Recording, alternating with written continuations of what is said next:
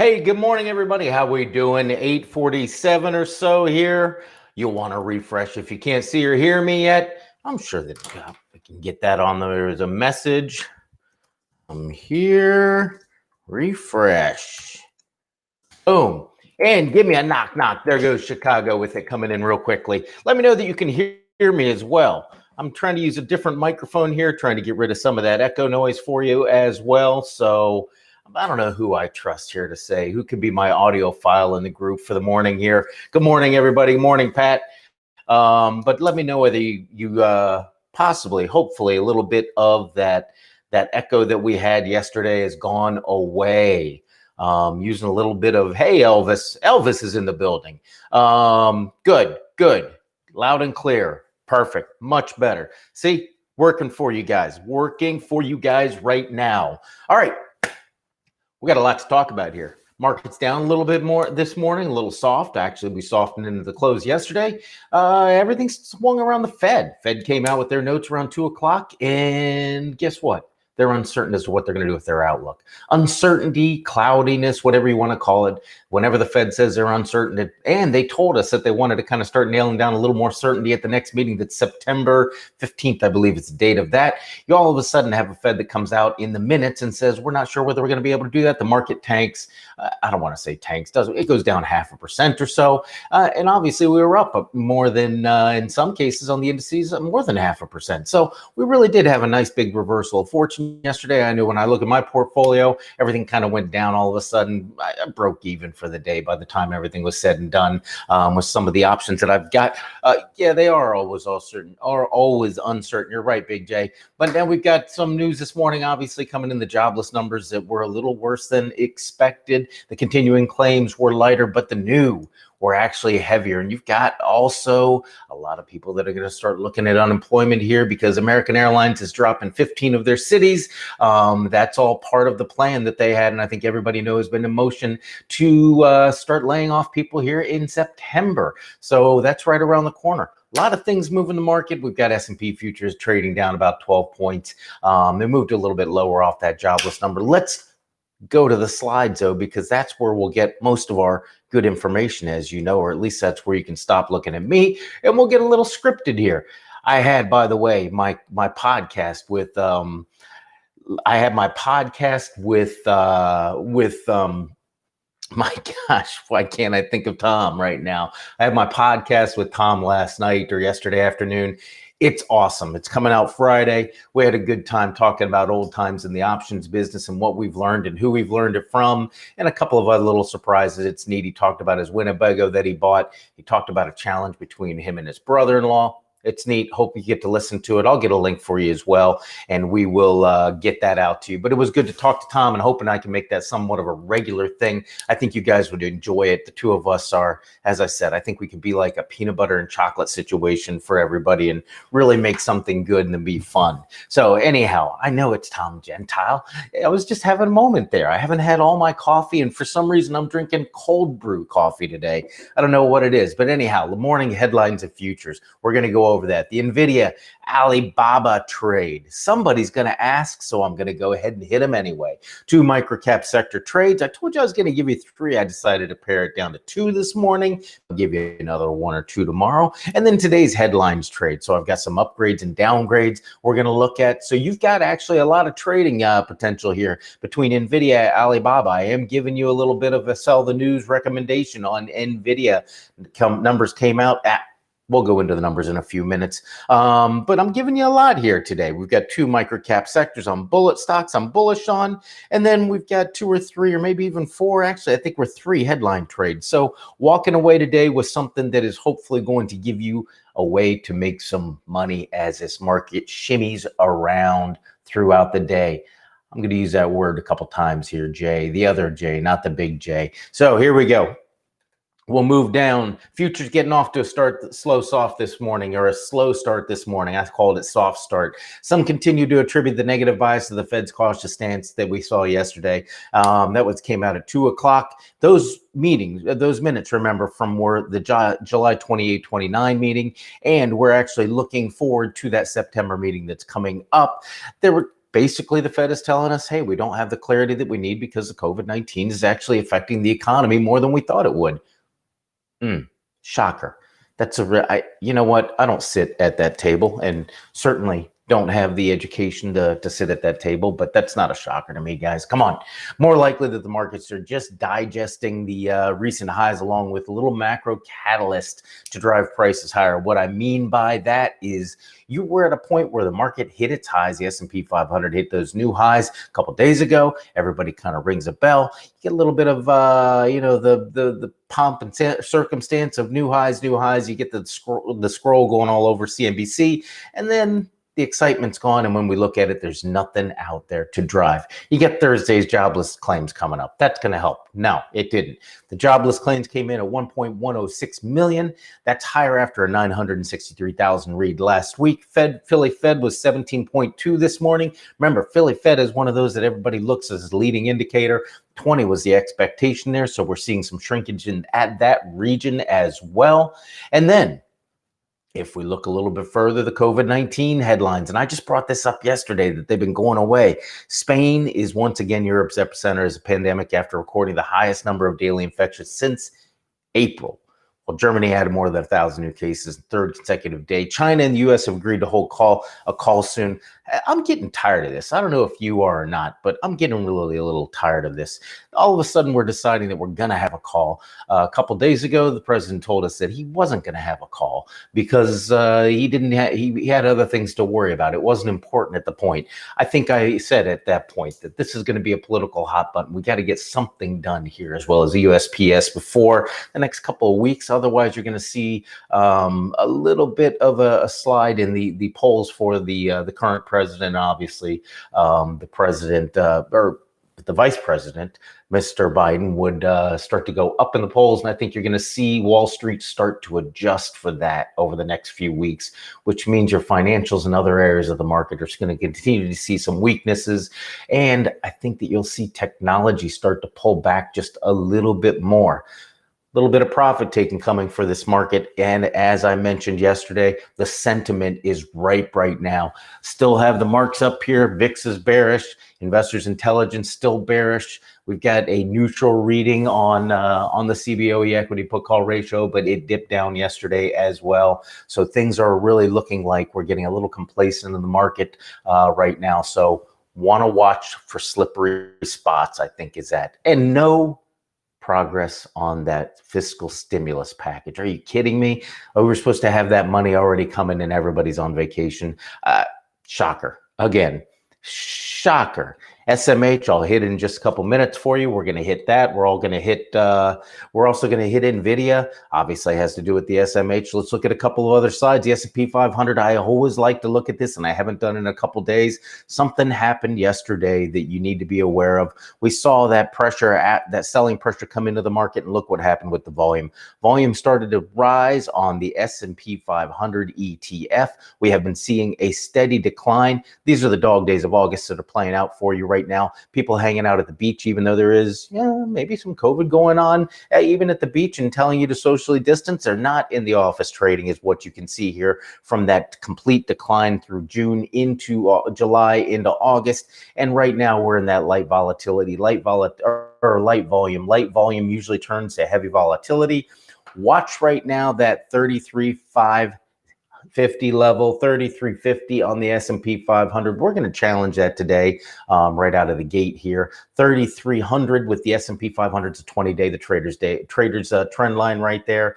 That's going to be the true test here over the next 5 days. If we can hold that 2200 or that 3,300, which is a 20-day moving average, 20-day moving average, break of that shoots us down to the 50-day, almost guaranteed. And for those of you that have been following me with the VIX is going to be, here's Jay, the other Jay. We will be up tomorrow. Don't worry, VIX is getting hammered.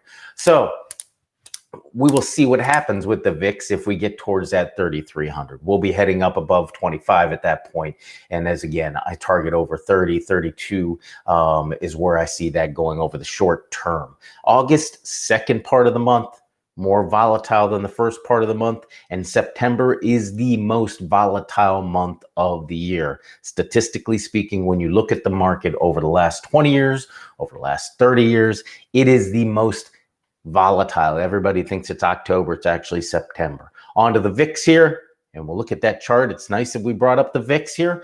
2250 is where it closed yesterday. Popped up a little bit. Looking at the 20-day moving average, it's sitting at 2350 or so, right around 2350. And from there, it's a chipping wedge to 25.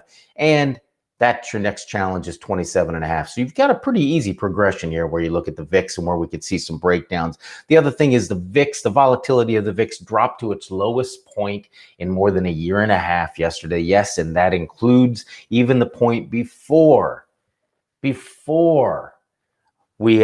went down that slippery slope in February. So the VIX right now is sitting in a very precarious position right now. And typically it's like pushing that beach ball underneath the water. Whenever the VIX starts to get quiet like that, it pops back up just like you let the beach ball up and it goes.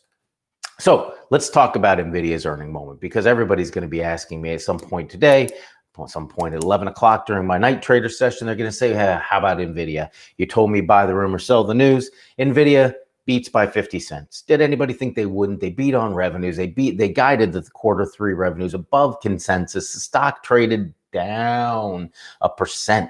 Down 1% in after hours trading. Some were picking on their data set of business results, saying they weren't as good, but across the board, this is a good report. Nvidia also had their target raised to 540 at Cohen. They were upgraded by a couple of firms as well. A really good report, and then follow up from the analyst community on Nvidia. And what do you have? How do you trade that? Well, here's your chart. And I'm going to go one step further and show you a chart that I was just playing around with right before I got online. Nvidia right now trades up to 500. What are you going to say?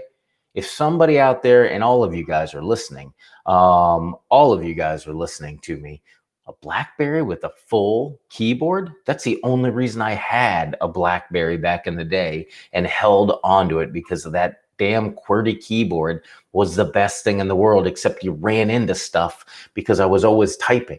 Anyhow, I was the zombie. It was the original typing zombie going down the street. Anybody who's been following me knows what I should be saying here. Two things. Overbought, round numbers. 500. Look at that RSI. We were doomed to see some pullback, right? In Nvidia. This stock has gone from 440 to 500, and then you have your earnings announcement. Let's look at the last couple of earnings results. So here you go, Nvidia.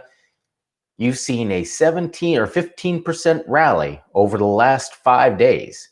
The last 5 trading days, 16%, let's call it. We'll round up right now. Last earnings season, 19% in the 5 days leading up to earnings. Season before that, you had a 5-day run of 16.7%. Are you noting a trend here, folks? On the other side of that hill, 20% decline after that earnings. This was a good earnings report. They came out, they beat, they guided higher, beat, guided higher. You get a 10% pullback. Beat, guided higher. It's a big question mark, but you get an 8.6% move if the stock comes down to where it's 20 days going to be trading in a day or two. That's your trade, folks, right now. And that's not much considering the premiums on Nvidia. Had a great, again, another discussion with Tom last night on the idea of what we learn as options traders. And one of those things is obviously that you don't trade options around earnings or right ahead of that. Premiums are high. You pay for the uncertainty that the market makers or the option sellers, let's just not call them market makers anymore because it seems so evil, but the people who are selling those options don't know what's going to happen. So they price it in and you pay a higher premium. Right now, you're going to see the same situation with Nvidia. It's a volatile stock already. In the last 10 days, it's obviously shot through the roof in terms of volatility. So this one, you can't play down to that 440 level or so with a put. It's just not enough to make the premium work for you. Your best bet here is if you got the stock, put in that little trailing stop loss at 3%, nice and tight, and then you turn around and put in your limit order at 440. That's where you're going to be able to pick it up here, I think, within the next 5 to 10 days. I know that's what I'm going to be looking to do myself, perhaps even, but 440 is the mark, and that's going to give you, again, about an 8.5% return. If I can go into the store and buy a shirt at an 8.5% discount, I'm going to do it. I damn well am going to do it with Nvidia shares if I think there's a chance. There's your first trade of the day. Nvidia, buy 440 right now. Put that limit order in. And this is if you don't own the shares already, obviously. But one of those situations where I think you can get the best in breed stock in the semiconductor sector at a little bit of a discount. We'll hit Workhorse in just a second too, Porter, as well as Plug, as well as Ballard getting another upgrade here. Ballard, as you know, I'm calling it Plug Power's not as great looking cousin, but definitely a cousin. Never had a physical keyboard, only us old folks. Yeah, you know what? I really miss those damn keyboards. Ooh, the slider phones too. Oh, the Motorola StarTAC. How about that one? There's old school for you guys. I bet I've got one up in the attic someplace too. The Motorola StarTAC. Best cell phone ever made. Let's get back to the slide so I can keep you on track and get you trading. Alibaba's earning moment. Alibaba this morning comes out. They beat on revenue and on the top line here. Quarter one earnings, $14.82 per share, 126 better than S&P 500 consensus of 1356. Revenues up 34% here. Obviously, they attested this to the pandemic. COVID-19 business going their way. Companies not offered forward guidance as of yet. We'll see some notes coming out from them. Shares are trading 1.1% higher in pre-market activity. Is this a trade? Yes and no here, guys. Look at how we've had Alibaba trading here in the range 265, 245. It's been tightening up, a little bit of a pennant formation going on here. We're going to break out of that to the upside on the 265. Stock is not overbought right now. I think that this is actually, if you can get it on the trade higher. Let me look and see what we're trading at right now ahead of the open. Is going to be trading at you know what? We're trading down to 258.50 right now. So you're going to see that 20-day probably come into play. This is a stock that I've been watching closely because you've seen increased volume on these moves. It has turned into a trading range trader stock right now. So what I usually will call a cardiac or an EKG stock. And if we see that continuation, it's not going to flatline on us like so many of the airline companies have and all those others. But instead, it's going to give us a breakout. And I think that breakout will be to the upside after the market takes a little rest. My recommendation on the stock is that you still look at this at a 245, somewhere around that 50-day moving average, because I do think that we're going to get a little bit of a pullback along with some of the other areas of technology. Let's face it, big cap tech has just continued to run us higher. Just like Big Cap J giving us great comments on Motorola bag phones. But Big Cap Tech has been helping us to get higher. Alibaba, not necessarily part of that group, but certainly on the list of stocks that people are trading. Along with that, they don't trade Mercado Libre, which, obviously we like to watch. They don't trade Mercado Libre with the same vim and vigor that they trade Alibaba. If they did, Alibaba would be breaking out right now. I think it stays in a trading range, and I don't think that you take one side or the other until it gets down to that 240 level. Yesterday, I told you we go through two microcap sectors. Got them right now, or stocks. Viking, Therapeutics. And these are your bullish trades. Now, these are trades, not investments, folks, just so that we can get that clear. Outlook on these are 4 to 6 weeks. I think these are going to outperform, and I think they're going to give you returns somewhere in the 15 to 20% range on the underlying. Options are available on all of these. Yeah, I'm not going to give any option recommendations. I may have one for my night trader people at 11 o'clock. But when we look at these stocks, the setups are great. You've got a 20 coming across a 50-day. You know I love this. This opens up an window of opportunity when the RSI is not overbought. You're taking out possibly a top, and then you've got 20% of this company that is right now tied up in short interest. 20% of the float is in short interest on Viking Therapeutics. They've got some stuff in the pipeline that's had some positive news here lately. One upgrade from an analyst as well. That pop above $8 is going to be your trigger price for a run, likely up to $9.50 according to what I've been looking at with the models. $8 to $9.50. If you take the $7.75 to $9.50, obviously you've got a great run at that point. $8 is a trigger that I am watching very closely, though. VKTX. I'm not sure why that is hard for me to say, but VKTX is your ticker, your first of those two microcap sectors. The second one that we're familiar with, I brought this up to my night trader people yesterday. They got a little advance notice on it. PDL Biopharma. PDLI, we've traded this a couple of times in the night trader portfolio, and it's done very well for us. PDLI, a similar situation. I like the buy at 340 on a pullback. Stock's going to open a little bit lower today. I think 348 is where we're seeing it trade in the pre-market. Limit order at 340, get you in. And I think that target price goes up to a 4 or even 425 here over the next couple of weeks. So, and typically I'm looking 4 to 6 weeks out on these. Not just a couple of days, but 4 to 6 weeks out. So, deep in the money puts, like that, Jerry. Watch the implieds on those deep in the money puts, guys, when you're trading them around the earnings. Let's look at a couple of headlines real quickly. And trading the upgrades and downgrades first. Ballard. I already told you Ballard Power 2 days ago got an upgrade. Now they get another upgrade to outperform from Sector Perform at National Bank Financial. Smaller firm, but nonetheless, we're starting to see the upgrades start to pile in on Ballard. Plug Power's attractive cousin, if you will. If you look at Plug Power as well, let's pull up the chart because somebody's going to ask about Plug. Stock went through the roof again yesterday. We saw it trade up to 14. I gave you 2 days ago the indication. I think we see a 15 print on this stock, and then it's time to have that trailing stop in. Again, full disclosure, I have positions in. Yeah, actually, damn, Zachary. You are way too watching these charts because I wanted to put the 450 the 450 price in, and I had to do it at the last moment. But you're exactly right. I'm going to back up just so everybody can see, and Zachary gets the gold star for the day because the 200-day moving average is here. That red or that blue line, and it suddenly disappears on this chart with the 15 to 20 days still showing. Reason I will left the 15 to 20 is I've got the crossover here that always gives me a nice bullish bump, and you've got the 50-day turning bullish on it. Stock's a little oversold, which is why I'm telling you the 340 buy. But the simple reason why the 200-day moving average is not in there is easy for me to change it on a fly to a horizontal line at 340. There you go. You caught me. That's fine. I'm glad you're paying attention.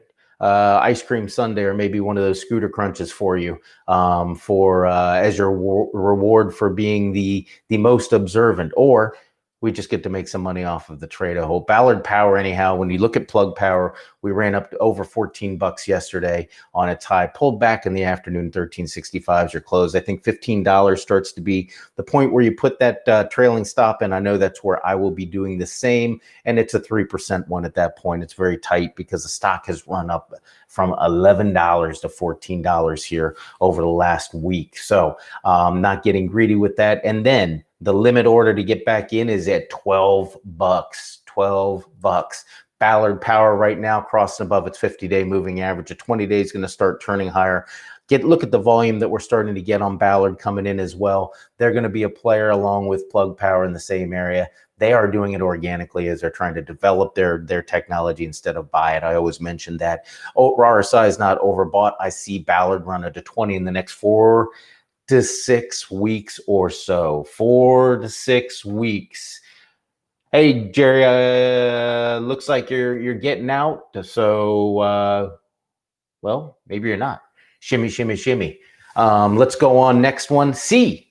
C Limited upgraded from a buy to a buy from a sell at DBS Group. Stock going up to 150 right now and hitting an overbought level. I'm looking at C, and this is another one that I, full disclosure, have a position in. When you look at C, the move from when we went from 105 to 145 gave you a pullback to 120. 155 is going to give me the same. That trailing stop loss, maybe a 3%, maybe a 5%, but 3%. Yeah, the stock's gone from 130 to 155, guys. So you're almost 20% here in the last couple of days. You get a pullback after this upgrade punches it up above 155. I think shares were actually trading lower in the market open.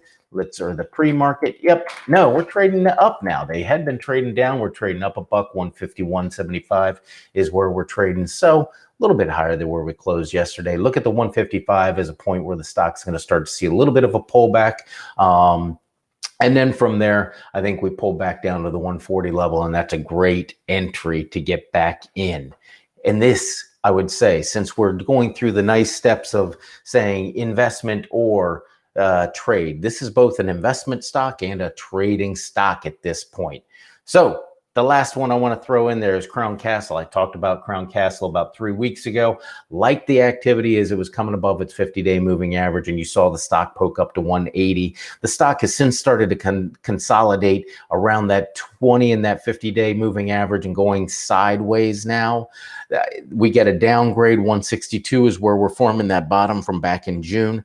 I have to take Crown Castle off of my list here for my intermediate term. An intermediate term is usually 4 to 6 months is what I look at. Long term, 6 to 12 months. I've got to take it off that list in terms of stocks that I'm looking at for a bullish bump or to beat the market over the next 4 to 6 months. So Crown Castle, I also give it's downgraded from Wells Fargo to equal weight. I have to say that this stock has turned into the sell.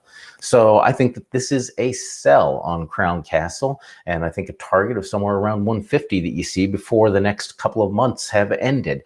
Question is Ballard Power, even though the 20-day crossed the 50, going down. Let's go back to your Ballard Power. Let's just pull it up in the big boy charts, actually. BLDP is your ticker symbol. Might as well go over to this because this is where we're going to go after that. So because the 20 crossed below, absolutely. Because I'm going to look for a confirmation with that 20 days starting to turn back higher right now. The 20 days going down because of this decline that we saw here hasn't been long enough that it's really affected the 50-day, and it hasn't been to the degree. If we've been trading down around 11 bucks, you'd see the 50-day already rolled over right now. 20 days going to roll over and give you a bullish silver cross is what I call them here in a few days. Good play. I do like that idea on CCI there, Zachary, because the obviously you're going to see some volatility here, and you can, depending on how the option prices are, the premiums are on that, you could condor that up with the spreads on both sides of the stock right now, and obviously try to take in a little bit of cash from if the stock's going to stay, in this trading range. So let's look at the CCI in the big boy chart here. If you look at CCI in that trading range, 176, 175 or so, and then maybe your 160, but that's a pretty wide margin to start doing a spread like that over. Let me look at one more thing and make sure that we were done. We are moving on to your questions and answers. I'm going to do a Q&A here real quick. Let me go look and see how many we've got. I got 6. So guys, I'm over in the chat area for just a second, and then I'll come back to the chat and look at some of the ticker symbols that you put in.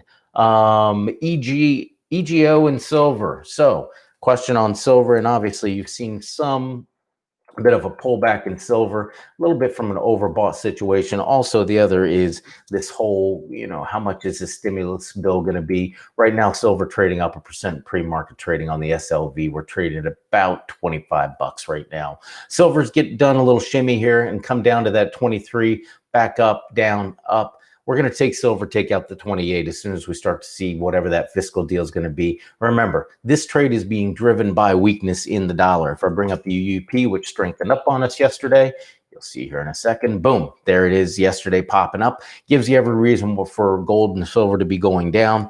As Cornelius sang, and I shared that with Tom, that I shared that with you guys yesterday, silver and gold, that's where you want to be right now until year end. I think Tom agreed as well, the way he gave me a nod. But look at gold down at 180, the GLD shares. I think you're going to find some support there as well. EGO, Eldorado Gold, has a tie obviously to that. That would be the trade on the trend in gold.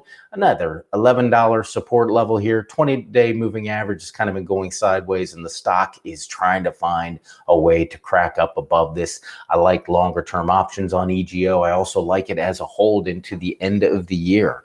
So how do I think Nvidia trades today? I think it trades lower. I think you'll probably see a little bit of a buy because they did get some upgrades. You see it start trading maybe 1%, 2%, 3% higher. And then I think followed by a couple days worth of weakness, 4 or 5 days, I think we drop that 8% and you get that opportunity to pick it up at 440. So I think you'll see a little bit of sideways to upward today. Not much in the way of movement, not one of these days like you had 2 months or 2 quarters ago where the stock goes up 20% the first day of trading. Blowout earnings kind of flat right now. This is going to be a sell the news situation. My take on Coca-Cola, down day to double top. Double top is one of the most reliable bearish technical patterns that you can see. Boom, boom. I wouldn't call this so much a double top as more just a historic top. Look at the resistance at 50. This is $50. Let's just round it up to $50 here. Then there's your 50 line. Your 200-day moving average is coming lower. This stock is going flatline right now. People looking at it probably saying, well, it's a 3.5% dividend, so I'm just going to hold it. It's a consumer staple. It's not a terrible storm or port in the storm. If you want to start looking at consumer staple companies as we head into the last quarter of the year and people thinking that we're going to see a lot of volatility, including myself, Coca-Cola, I'm not sure is where I'd want to be doing it. I think there are other companies, and they're not going to pay as big a dividends, but you can look at some of the retailers. Look at Procter & Gamble as a better play in the consumer discretion, the consumer staple. Continues to make it up to new highs. The yield is not as high, paying 2.3%. I minimize the chart because I have to see the yield there real quickly. 2.3%, but you get the growth. You're not getting the growth that you get with Coca-Cola. So I think Coca-Cola is a little bit one of those holds if you already have it, and then well, you know what? Let's call it a range bound hold is what we'll call that. Baba's a long-term investment. I bought it too. Yep. You know what? I can't give you an exact answer to this, James, because I can't give the individual advice on Alibaba. Right now, I look at Alibaba and see a stock that's going to trade in a range, likely to not break out to any degree, especially since we have ongoing tensions with China right now, and that is going to help obviously maintain this range. This is a stock that I do think is a long-term buy, and if you think it's a long-term buy, then you don't look to sell. You look to hold it for the long term. Maybe it's $500, maybe it's $400. Could it be another Mercado Libre where it's just going to continue to go up just like Amazon does? 1212 right now, getting ready to take out the 1300 level. This is one of those favorites for me if you're looking at the online shopping type of experience. And as I said, I pair that up with the PAGS. For the electronic transactions, they're getting ready to break above that 400 or that 44 level. Boy, I'm giving them a lot there with 400. So I'd start to look at Alibaba as more of a sideways trades. Apple record next date, 5 days apart. What happens in between? No trading on Apple. No, it just means that you hold the shares on the record date and you get the split. If you buy after, that's it. It all comes down to semantics. There's no trading. It is just the date that it actually trades after the split. So there's a record date and then your X date. The X date is actually when it happens. So what about Newmont Mining's NEM? When we look at the gold miners, Newmont's one of those that's usually a little bit of a slower moving there. They've been doing the shimmy sham all over the place here above the 50-day moving average. Just looks just like EGO, only the price is higher. It's not in the teens, it's up in the 70s right now. I like EGO a little bit better than I like Newmont, but again, Newmont's a little larger, pays out a little more. Silver Cross and a Golden Cross, Bert. Silver Cross is something I call it. I don't even know if anybody calls it that. It's when the 20 goes above the 50-day. A Golden Cross is when the 50-day goes across the 200-day moving average. There's your technical tidbit of the day. Technical tidbit of the day is 50-day going across the 200 is a Golden Cross. And if it goes below the 200, it's the death cross. And if the 20 goes below the 50, you know what I call it? It's a flesh wound. And the Knight from Neek knows exactly what that is. Very disappointed in Coke. Last year, Coke rocked. I'm glad I'm kind of finding the same thing. Dollar General earnings next week. You know what? You're seeing retail. We're in the middle of retail earnings season. Ollie's is next week a lot as well. Dollar General, I think, is going to come out and give us some good news, but the price of the stock has already gone up from 190 to 200 here. I don't think it's going to be a sell the news because I think Dollar General and other discounters are going to be good through the rest of the year. You'll find that they're going to continue to flourish in this pandemic slash discount retailer type of market. Somebody either has already asked or will ask about TJ Maxx with the big pullback yesterday, trading back above 54. Look at the support at the 50-day moving average. TJ Maxx, I believe, is going to rally back up to that $60 level, $60. Ollie's, since I mentioned it, I'll take a look at that. You've got them reporting earnings next week, a week from today, actually, next Thursday, trading at 105.09. I love the way it's gone sideways here. We've not seen a lot of speculation. Volume's been actually picking up a little bit on the stock. A lot of support at 100 as well as a 50-day moving average. Love Ollie's as we head into it. For these, what are you going to do? Bleed on me. Nice. Very, very, very, very, very good. I love the bleed on. What are you going to do? Bleed on me? Tis but a flesh wound. So anyhow, let's Camping World Holdings. Love that you guys get my terrible sense of humor. CWH. Oh, Big J. Guess what I went out on last night? CWH, Camping World Holdings, CWH. Some they had, I believe it was the president of Camping World Holdings actually bought, sold a large chunk of stock. So everybody kind of poops themselves for a few minutes and thinks that there's something wrong with the company because somebody inside of the boardroom is selling shares. The simple fact of the matter, if you remember, this used to happen all the time with Bill Gates, all the time. Bill Gates will go out and sell, millions worth of stock, and everybody would say, oh, Microsoft's going to go down now. No, they're selling it because it's a good time to sell the stock. They don't sell it all. They get rid of some of it. Do we expect them to wait until it goes down 30% to sell it? No. And these are timed sales. Then it's not as if they just decided last night they're going to go and sell it. There's a process they have to go through, which is why it's reported by the SEC, and which is why people read it this morning, even though it may have already happened. So Camping World Holdings gaps down 5% this morning because somebody sold some stock. I'm not going to freak out because Camping World Holdings is going to go up. True story, talking to Tom last night. Tom and his wife bought a beautiful Winnebago, one of the conversions. It's on the Mercedes chassis. I think it's the Bolt is what it's called. Amazing looking. Everybody's camping right now. Even Tom and his wife are driving across the country. I think he said they were going to Omaha, and they're up in New York right now. And Camping World Holding is going to be fine, even though somebody sold the stock, is what I'm saying. So all my night trader people, before we start asking about it, it's going to pull back 5% at the open. It's going to come right back up. Maybe not today, but it's going to take a couple days to work its way out. And insider selling does not mean that the company is in peril, is my point here, guys. All we got to do is pay attention to what's going on with the company, what's going on with the shares. We'll take it from there. CWH break before August ends. Somebody must have calls on Camping World Holding, because I continue to get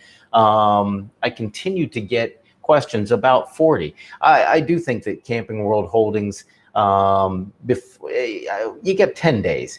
I think that Camping World Holdings can break above 40 before the 10 days. I don't know if we can put an ice cream sundae on that as a wager, but yeah, when you see a day like yesterday where we break up to $38, now it's going to pull back again. We're going to open up at 34.10. So you've already got a head start on me if you're trying to win an ice cream sundae from me.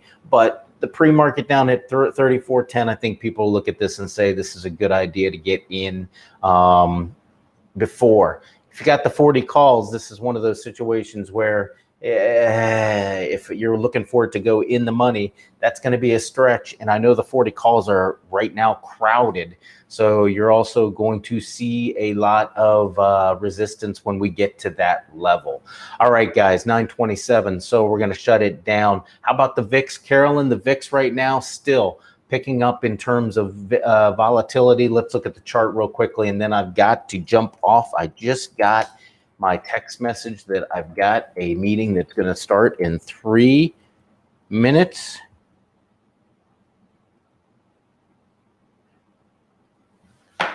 Sorry about that. I had to reply real quickly. So I've got another meeting that's going to start here in just a few. VIX moved up above the 20-day yesterday after the Fed came out with their meeting notes. And I think, again, this starts to put us into that position where we see a chipping wedge up to that 50-day moving average. And from there, goes up into my 32 to 35 price range is what I think. Tom visiting Buffett in Omaha. You know what?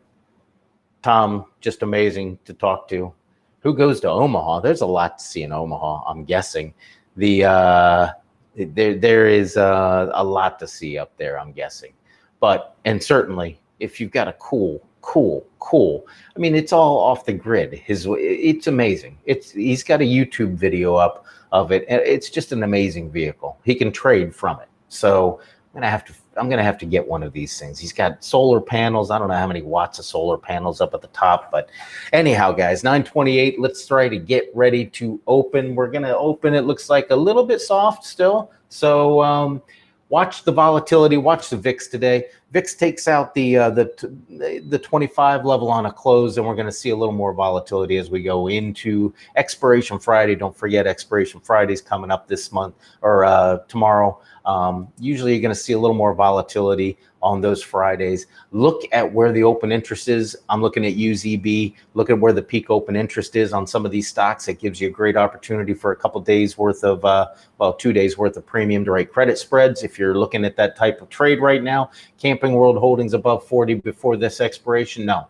Before the end of August? Possibly here.